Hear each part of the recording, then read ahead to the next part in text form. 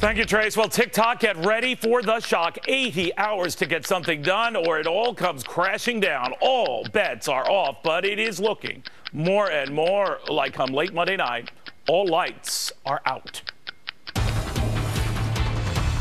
Welcome, everybody. I'm Neil Cavuto, and you just heard the president, and this just in. A government shutdown now looks on because Republicans and Democrats are further apart than ever.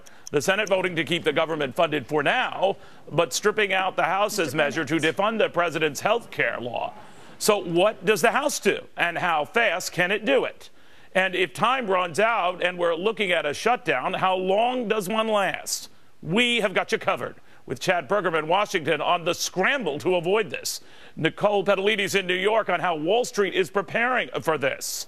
Dr. Hal Sharz on how the president's health care law is factoring into this. We begin with Chad in the belly of the beast. Chad.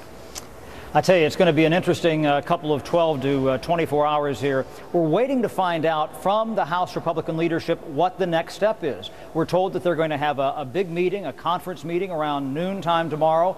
But I've been told by a couple of sources that it's possible the House might not even vote on a bill. The scenario we keep hearing is a bill that would fund the government, but would delay the implementation of the Affordable Care Act, Obamacare, for an entire year. This is something that people have been pushing. That seems to be unacceptable to the Senate. So regardless of when the House of Representatives moves, whether it be sometime tomorrow or Sunday, they kick it back to the Senate. And Senate Majority Leader Harry Reid has a very special tool in his toolkit. He can basically just flush this back to the House of Representatives without even acting. He can table it to kill it. And this is a way to prevent Mike Lee or Marco Rubio or Ted Cruz or anybody from getting up on the Senate floor and filibustering. And that would be the dispensation by the Senate. I was told by a senior Democratic aide in the Senate today that if there are any changes to the bill that the Senate just kicked back over to the House, that it greatly enhances the chances of a government shutdown on Monday night. So let's say the Senate is saying, all right, defunding the health care law ain't going to happen. Delaying the health care law ain't going to happen. Is the middle ground that they might be whispering delaying another provision, let's say the employee mandate, as big a bugaboo as that is, delaying that? That's something that would satisfy Republicans' desire to slow down this thing, even in the face of a Democratic Senate rejecting slowing down the whole thing. There's one possibility on that, certainly, but Harry Reid, the majority leader, has made it clear if they do anything to Obamacare, that's a non-starter. One thing that a lot of Republicans in the House would like to do would be to get rid of the subsidy or the contribution for lawmakers and also for staff. But there's a big concern about brain drain. A lot of members are saying, look, I have sick relatives. I have staffers, who are younger and can't afford this, or they have sick relatives. So there's a lot of internal strife, even though publicly people are speaking in favor of that. The chances of that don't seem to be as great.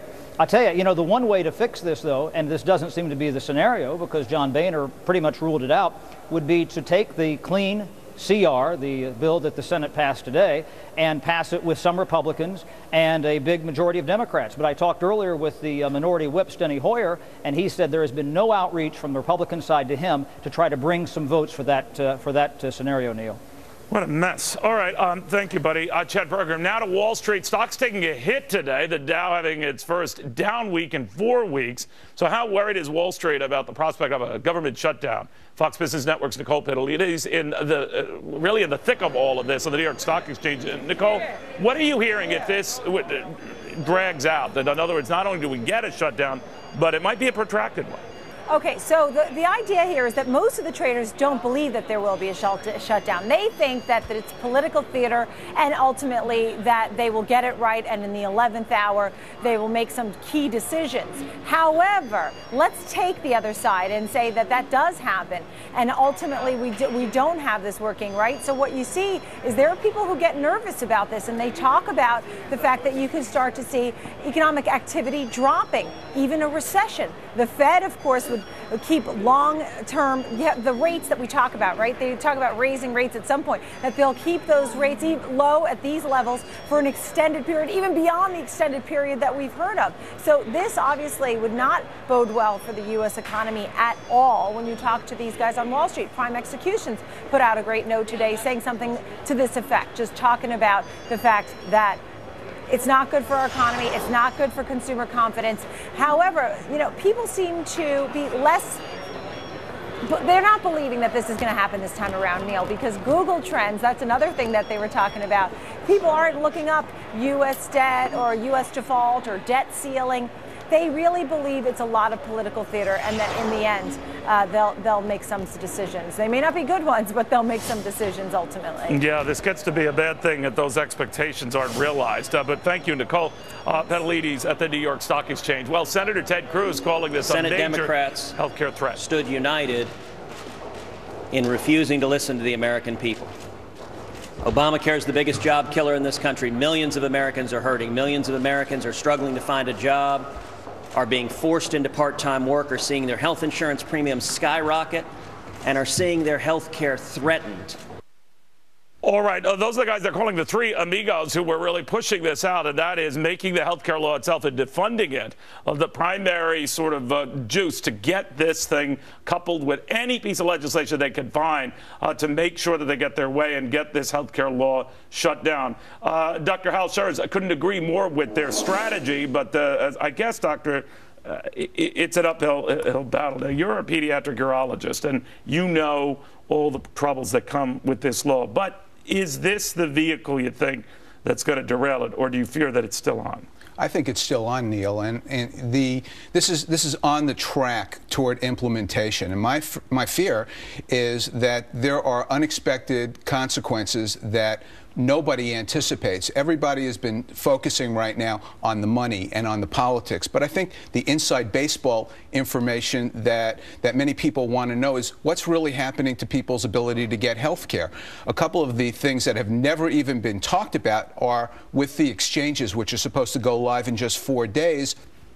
There are absolutely no way that people are signing up knowing who the doctors are going to be on these panels. Nobody's even talked about that. So people are being asked to sign up without knowing which doctors are going to be on these panels. So I know, and bosses have not gotten, updates on how they sell this to their employees, or even guys like you. So that makes me think, I know you're not a negotiator in the middle of this, that might be the easiest sort of middle ground here. Delay the implementation of these exchanges because almost everything else has been delayed. Well, absolutely. And the only people who it hasn't been delayed for are the individual people who are being mandated to purchase insurance. And it's not ready. In fact, the employers who are wanting to sign up for health care are being told that they can't do it online, on computers. That's as I think Dan Henninger from the Wall Street Journal pointed out, that's the Achilles heel of this healthcare plan. They're not ready for prime time. So what's happening? They're being told that if they want to sign up, that they've got to do it by U.S. mail or by fax. You're a doctor. You're in the front lines. Yesterday, the president said the reason why this healthcare law is running into the controversy that it is, and the negative press reviews is Fox News. We're trashing it, I guess. Then the other one today was Republicans are obstinately saying all the bad things about it. But you have seen the law. You have no political interest one way or the other. You've seen the law and you say it's a mess. Why? Well, first of all, it's going to result in people not knowing where they're going to be able to get their health care from. So as I said with the exchanges, people are signing up. It's a leap of faith. They don't know who their doctors are going to be. Well, the White House says, hey, just everyone take a chill pill. It will bear fruit. Everything will be fine. You say? Well, I say no, that's not true. When we sign up as physicians for health care plans, for example, it takes a certain period of time to vet a doctor, to give them the credentials, go through the procedure that's necessary to say, yes, this doctor belongs in our plan, and we feel confident that they can take care of you. Well, that usually takes up to 6 months to go through, and they haven't even decided what doctors are going to be on these panels. So to be able to sign up for one of the Obama plans and not know who your doctors are, I think is an incredible leap of faith, and I think it's going to be a giant mess. Yeah, man. All right, doctor, thank you very much. We know you're a pretty busy guy. Meanwhile, the president just teeing off on this GOP. Take a look. Republicans are so concerned with appeasing the Tea Party that they've threatened a government shutdown or worse unless I gut or repeal the Affordable Care Act. I said this yesterday, let me repeat it. That's not going to happen. All right, the message from the president, it's all the Republicans' fault now. They're the ones who are just, stomping their feet. Let's see if this woman is, the South Dakota Republican Congresswoman, leading player in the Republican leadership in the House, Congresswoman Kristi Noem. Well, you heard what the president said, that you're the reason, or you Republicans are the reason why we're in this mess. What do you say? You know, I listened to the president's speech, and I was just so surprised to hear a United States president be so eager to negotiate with Iran, who refers to America as Big Satan, yet refuses to come and even have a conversation with Congress. So the most I've heard the president speak is in front of the media on my TV in my office. So, Congresswoman, you always hear the back and forth from the president. Don't even think of linking anything to health care. That's not going to happen. Now, the president has delayed a number of provisions himself, including yesterday the online small business application.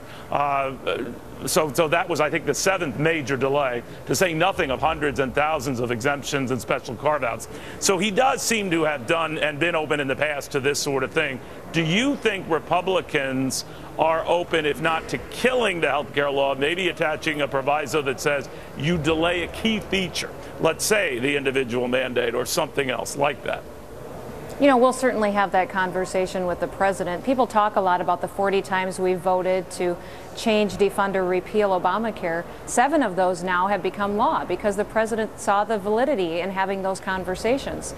This is the perfect time to discuss reforms to that law because of the cost of that law to our federal government. The president talked extensively about our debt ceiling and our debt ceiling negotiations that he would not negotiate. You know, this is the same guy that was a United States Senator that said it was a failure of leadership that continued putting dollars on the credit card, money that we borrow from other countries to pay our debt, and to let that go forward. So it's just a complete reversal by a man that right now I don't trust very many words that he's saying. Do you, or does some of your Republican colleagues fear, Congresswoman, that whatever, the veracity of your argument, that the president will get the upper hand here? I mean, there's only one president. There are 435 of you in the House. There are 100 senators, and it's going to be very hard to trump him PR-wise, and that you might get the shorter end of a government shutdown stick. Does that concern you? Oh, absolutely. We don't run Washington, D.C.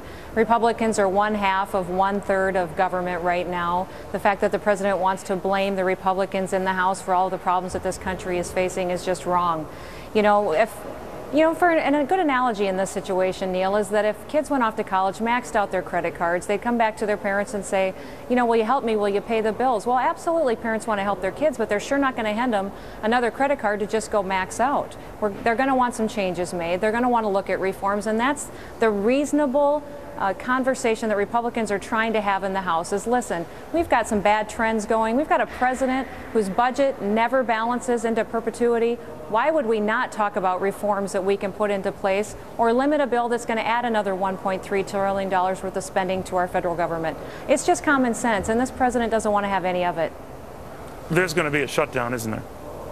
I don't know. We're going to meet tomorrow at noon as House Republicans talk about the bill that we're getting back from the Senate, see what we can do to really make a difference for the American people, to give our kids a better future, because right now this president isn't interested in coming alongside us and helping us do that. Congresswoman Kristi Noem, thank you very much. Good seeing you again. Yeah, thanks for having me, Neil.